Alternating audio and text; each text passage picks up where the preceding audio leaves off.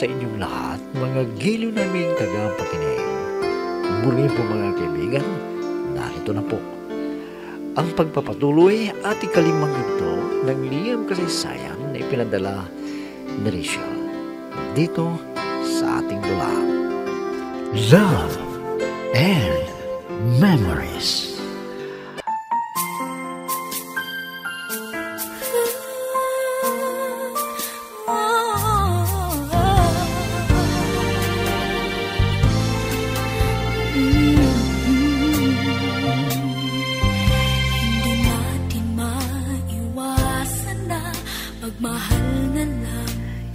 Hindi ko pinakinggan ang pangaral ni Mami. At sa pagdaraan ng mga araw, ay nagkaroon ako ng pagkikipag-away kay Rona, na nobya rin ni John. At nakarating din kay Mami, dahil sinabi pala ni Sir Ryan na nakipag-away ako dahil sa isang lalaki. Kaya nang dumating ako sa bahay, ay masasakit na salita ang sinabi sa akin ni Mami. Kaya ako ay naglayas at pumunta sa inuupahan ni Johnny. At sa gabi niya ay nakuha ni Johnny ang aking pagkababae. At naghahanap din sina Mami at Sir Raya sa akin. Pero napi ko sila. Kahit pumunta sila sa tinutuluyan ni Johnny, ay itinangkin niya na nandun ako. Minsan ay sumugod ang kanyang nobya na si Rona sa inuupahan ni Johnny.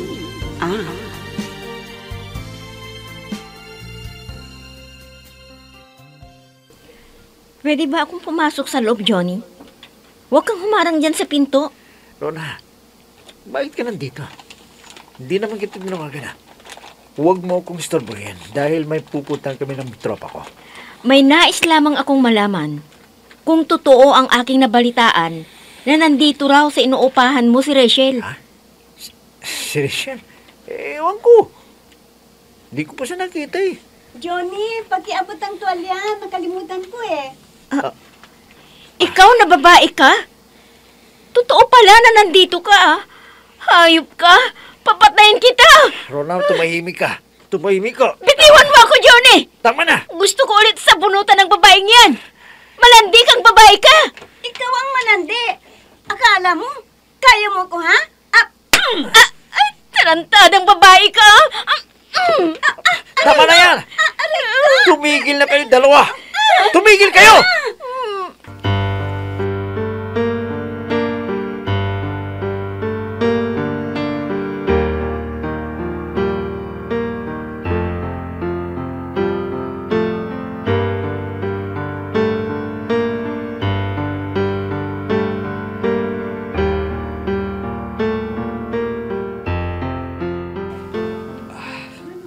Nanghihina ako dahil sa karamdaman kong ito. Pero hanggang ngayon, hindi pa umuwi ang aking anak.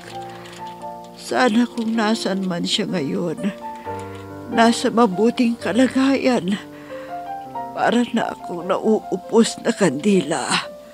Na anumang oras, kunin na ako ng Diyos. Kunin na ang hirap kong buhay. Bago sana ako pumanaw, ay makita ko at makausap ko ang aking anak. Gusto kong malaman niya ang lahat para alam niya ang kanyang gagawin. Kung hindi na niya ako maabutan ng buhay, magte-text ako sa pinsan kong si Ryan at ipabasa na lang kay Rachel ang dapat niyang malaman. Umuwi ka na, Rachel. Umuwi ka na. Naghihina na ako, Rachel.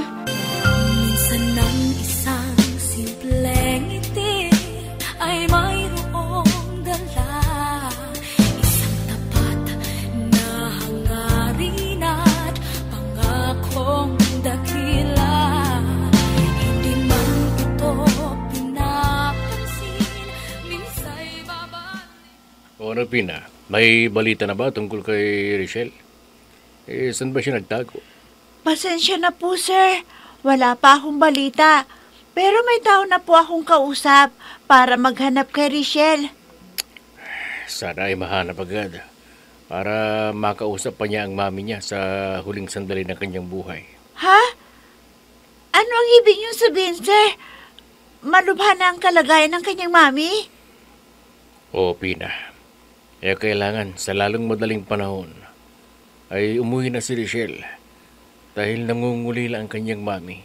At parang hindi na magtatagal. Sir, nasan po ngayon ang mami niya?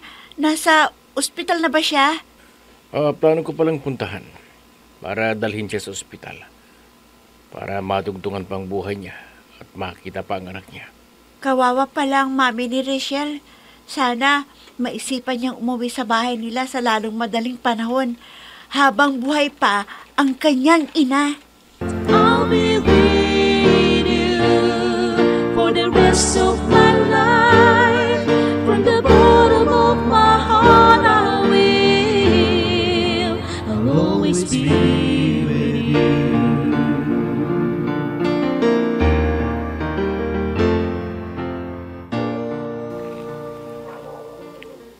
Kumusta lang yung pakiramdam, Brenda? May pagbabago ba?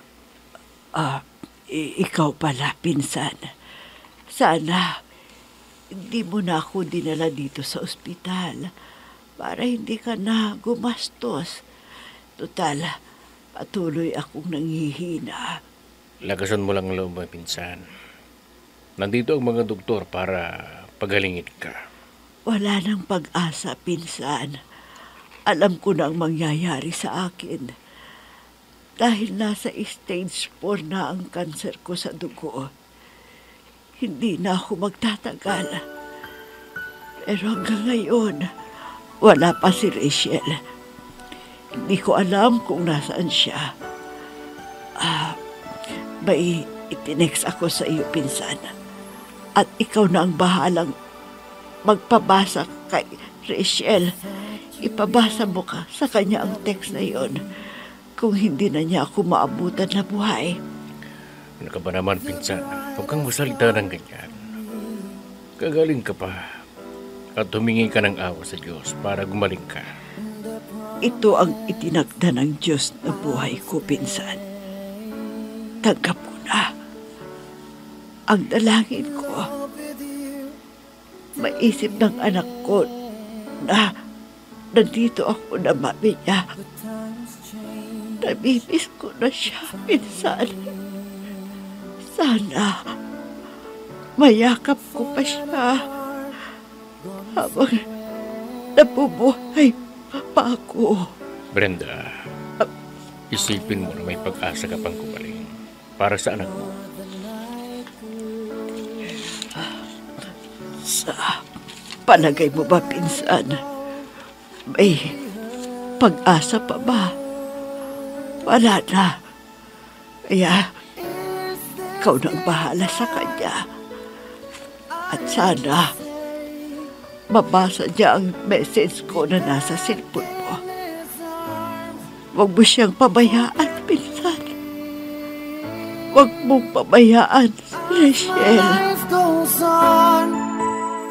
I know I will love someone new someday. I have loved you, needed you.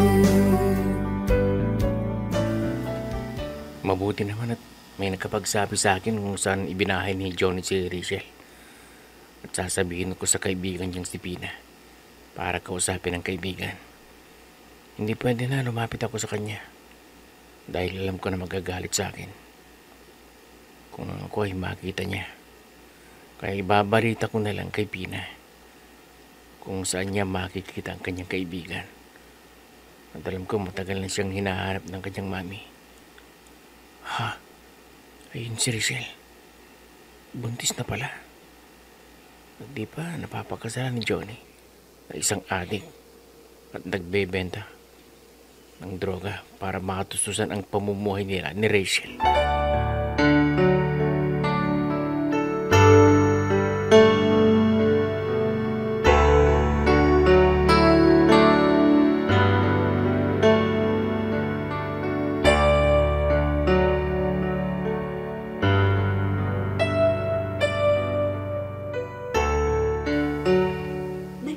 sana kung saan itinago ni Johnny si Rachel? O kumusta naman ang kalagayan niya? Buntis ng kaibigan mo.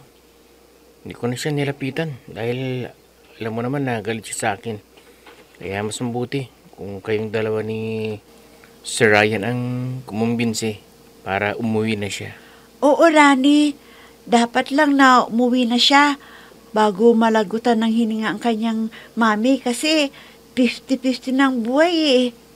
Ha?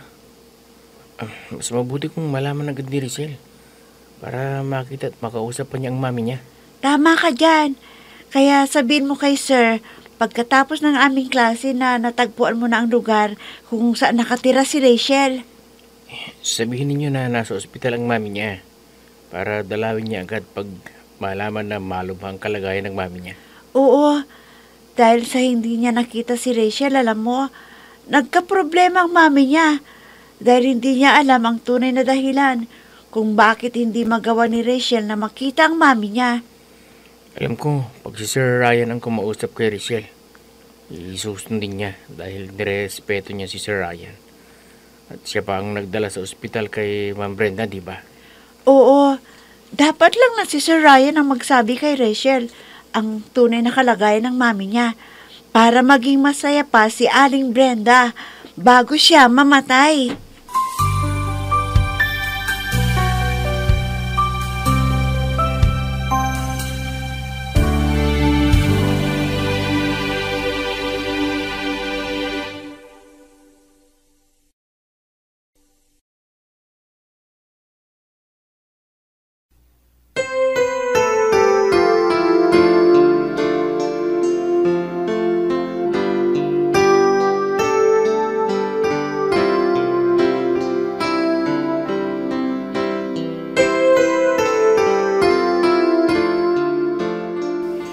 Sir, may magandang balita na po tungkol kay Rachel.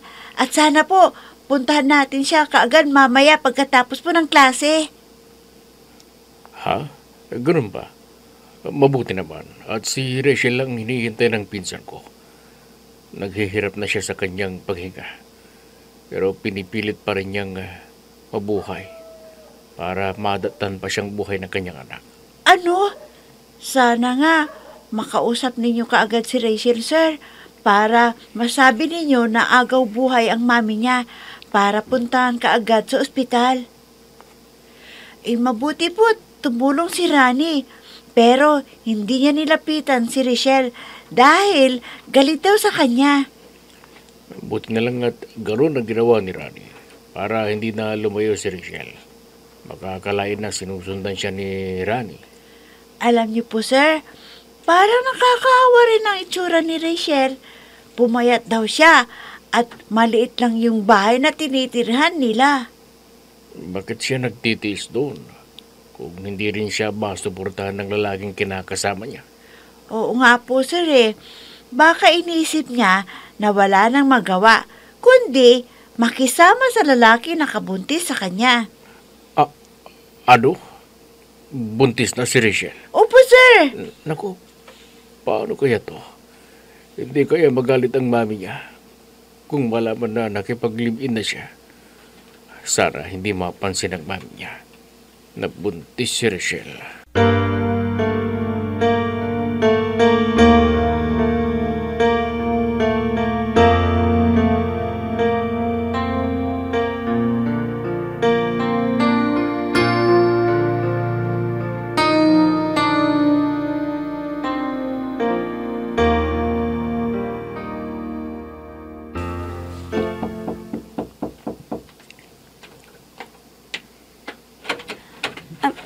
Sir Ryan, kayo pala. Paano niyo nalaman na dito po ako nakatira? May tumulong sa amin para mahanap ka, Rachel. Kaya mabuti pa, umuwi ka na sa inyo at matagal ka nang hinihintay ng mami mo. Ang ibig niyo sabihin, sir, hindi nagalit ang mami sa akin. Pero, paano pag nalaman na nakipag-live-in ako? Baka paalisin din niya ako. Sigurado ako, Rachel, hindi nagagawin ng mami mo yan. Dahil nasa ospital at agaw buhay siya. Ikaw lang hinihintay niya para makita at makausap at mayakap ka niya. Ano? Ang mami? Malubhan ng kanyang kalagayan. Pero sir, Gusto kong pumunta ka sa ospital, Rachel. gusto ko rin sana. Kaya lang, hindi pa dumating si Johnny. Baka magalit yun kung aalis ako na hindi nagpapaalam sa kanya. Saka mo na sabihin sa kanya. Basta unahin mo muna ang mami mo na naghihintay sa iyo. Kailangan na makausap mo siya at makita ka niya. Pangako po sir, pupuntahan ko po siya kaagad. Basta umuwi po si Johnny. Sana, hintayin po ako ni Mami bago siya malis dito sa mundong ibabaw. Sana po, sir. Mami, patawad po sa nagawa ko sa inyo. Mami.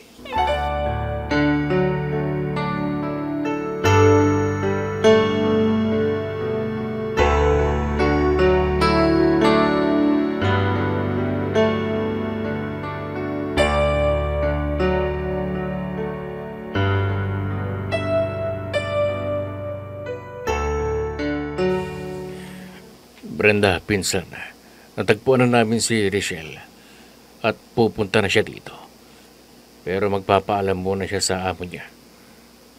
Hindi ko na dapat sabihin na nakipag-live-in ang anak niya. Mabuti naman kung nakita niyo na siya. Baka hindi ko na siya makita. Brenda, huwag mong sabihin yan. Huwag kang bibitiw para makita at mayakap mo ba ang iyong anak. Hindi ko na kaya. Pinsan. Hindi. Huwag kang sumuko, pinsan. Ayaw mo bang makausap man lang si Rachel? Uminig lang siya. Parang napagod na. Hindi ko na siya kakausapin. Baka makasama sa kanya. Kailangan niyang magpahinga para pagdating ni Rachel ay makita niya. Kawawa naman ang pinsan ko. Nagkaroon ng karamdaman. Pero di niya naagapan dahil nagastos niya sa pagpapagamot mo sa kanyang asawa. Pero namatay din. Ay siguro tiniis na niya na hindi na ipagamot ang sarili. Dahil konti na lang ang perang natira. At yun ay para sa anak niya.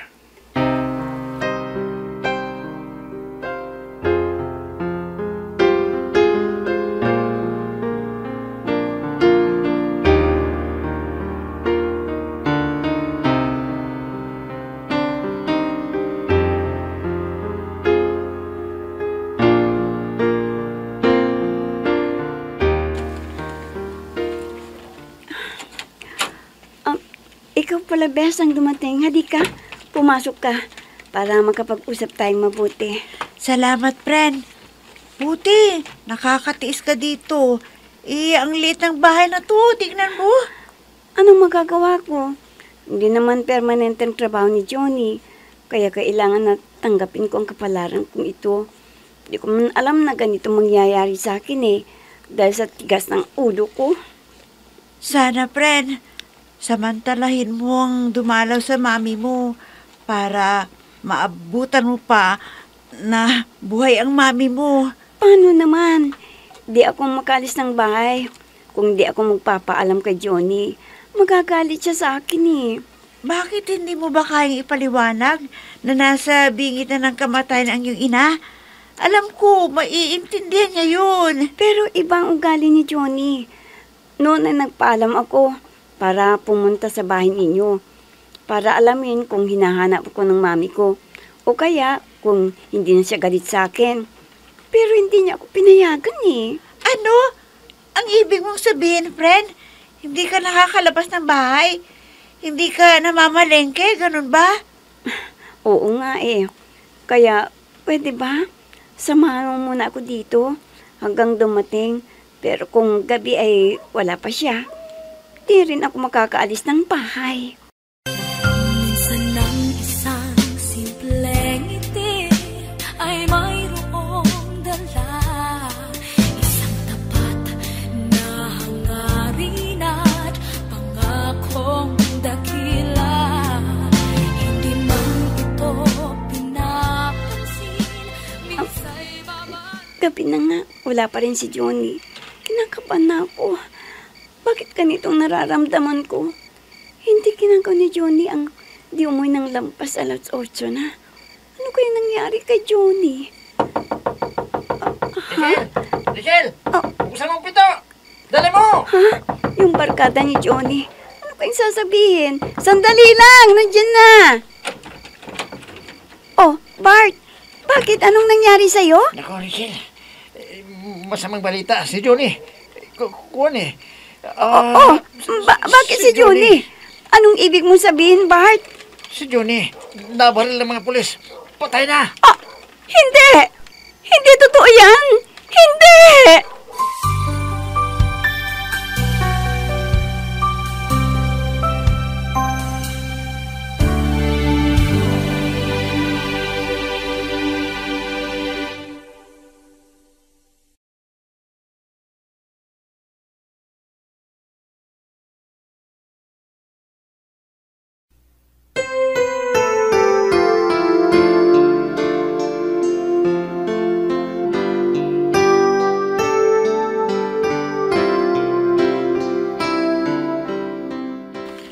Ano na kaya ang mangyayari kay Rachel ngayong wala na si Johnny? Mga kaibigan, huwag ninyong kaligtaang subaybayan ang pagpapatuloy at huling yugto ng liham kasaysayan na ipinadala ni Rachel dito sa ating dulang. Love and Memories. Mga nagbibigay buhay sa ating dula ay sina Mayra Abrihal Narnola, Susan Malikdem, Robert de Guzman, Yehuda Ismael, Eva Alcoriza, Jun Cabato, Ami Diaz, at si Oscar Ora. Technical supervision at musika ni Oscar Ora. Nilapatan ng tunog ni Robert de Guzman. Mula sa panulat at direksyon ni Ami Diaz. Love and Memories. Inihahandog sa inyo ng F3 Recording Studio para sa Pambansang Radyo ng Pilipinas, Bombo Radio, Philippines.